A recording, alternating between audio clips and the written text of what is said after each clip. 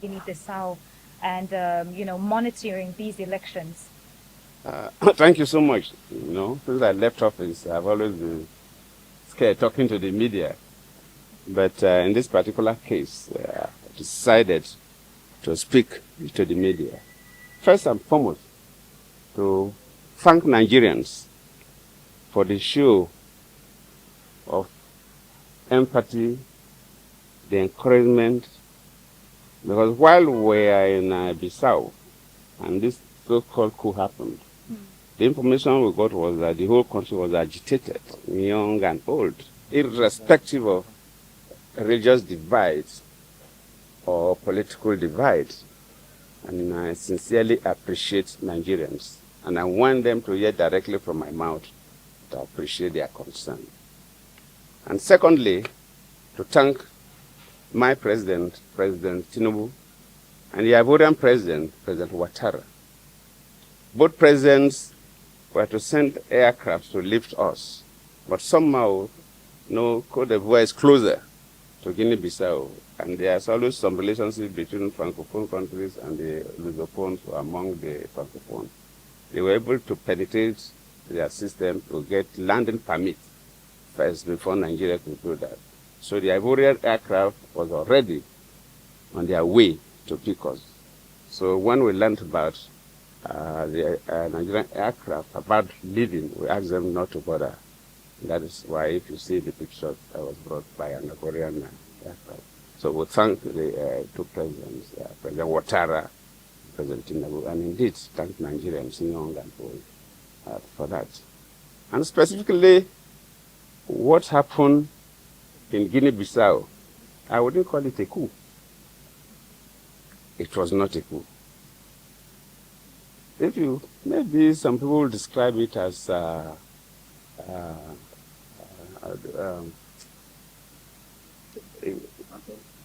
no, not quite. RNG? I would just say, if it is like, for want of better word, I would say maybe it was a ceremonial coup. Because for two things, it is the president, President Embalo, that announced the coup.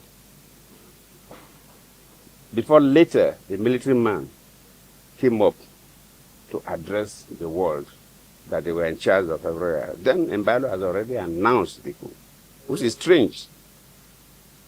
Not only announcing the coup, but Embalo, while the coup took place, was using his phone and addressing media organizations across the world that he has been arrested.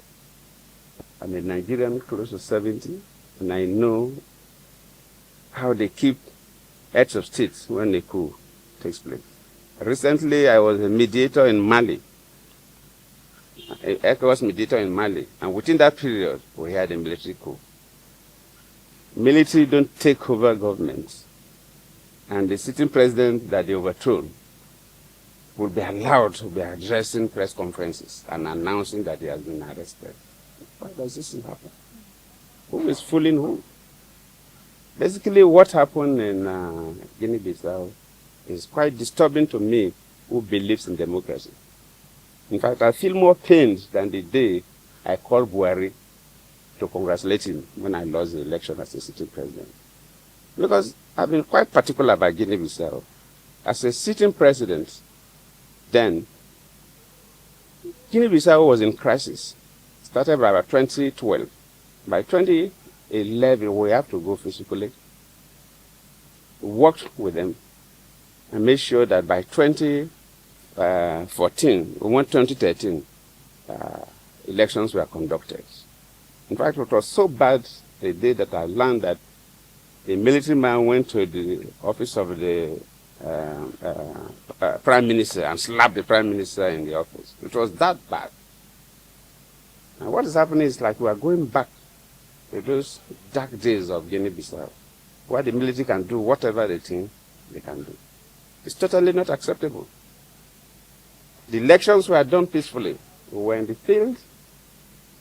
I was a part of the West African Elders Forum. Normally, we are not co-observers, so we didn't deploy observation teams across, but we observed within Bissau, the capital, and the neighboring settlements. But during the meeting of all heads of observation missions, and they gave accounts of all the observers gave their account. Nobody gave something different. The elections were peaceful. Counting of results at the polling units peacefully done. The conduct of the electoral officials, the security, the party agents, the voters. It was a good election, and one expected the result to be announced. Then while they were collating the results, then they are finished collating results. You know, results are, for presidential election are collated at different levels. That's right. The 9 regions, results were ready. So they were collating them at the capital. And when they were almost through, and were all waiting for the result to be announced, then Embalo announced that there's a coup. That they have taken over, they have arrested him. But from all indications, nobody arrested him. My conviction is that, and my charge to ECOWAS and AU is that they must announce their results. They have the results because AU and ECOWAS officials were at all the regions when the results were collated. You cannot change those results. They should tally all those results and announce. They cannot force the military out, but they must announce, let the world know who won that election. Let the world know who won that election. And they owe the world that responsibility. Similar thing happened in Cote d'Ivoire when I was the chair of the Authority of Heads of State and Government of ECOWAS. When in 2010 we had elections in Cote d'Ivoire, Gbagbo was the sitting president. At the first round, Gbagbo got 40-something% of the votes. Ouattara got 30-something% of the votes. And their law, you must get 50% of the votes plus 1 at least. Democracy is about majority. You must get a simple majority to be the president. So they have to go for a second round. And when they went for the second round, all those other candidates that lost now supported Ouattara. And Ouattara now got more votes than Gbagbo. And Gbagbo said he was not going. That he won the election. How can somebody who had something now come and defeat him? But that is a law. Then all the observers in the international community say it was Ouattara won the election. Then we ECOWAS say, well, you're our colleague, but you have to go. If the observers, everybody say, Ouattara won the election, Ouattara must be sworn in as the president of Cote d'Ivoire. I stood my ground as the chair of the Authority of Heads of State and Government of ECOWAS, and Ouattara was sworn in. So, the leadership of ECOWAS, luckily, Madabio was a former military man himself, so he should be courageous. The leadership of AU, they must be courageous. They must announce who won that election. I'm not saying they should mobilize soldiers to go and fight. No need to shed blood, but we must know. Because the results are there. They have the results. The AU, ECOWAS, they have the results. So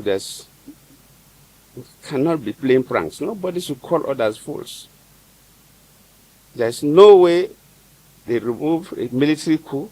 Military coup at the time they want to announce the result. How? And the president was the person who announced the coup. It doesn't happen anywhere.